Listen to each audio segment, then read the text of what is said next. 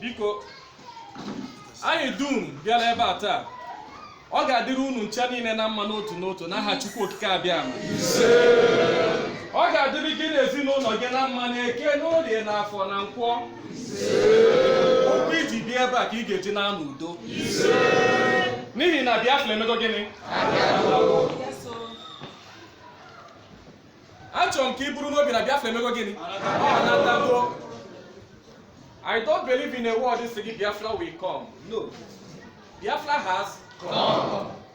Biafra anatago. Obono no ga anata. Because isim na Biafra will come. Anyị do mama na ebe. Mana because Biafra has come. That was the reason everybody ji nọrọ ebe a taa. Before ị na-aga n'ụzọ, ị na-ekwu okwu.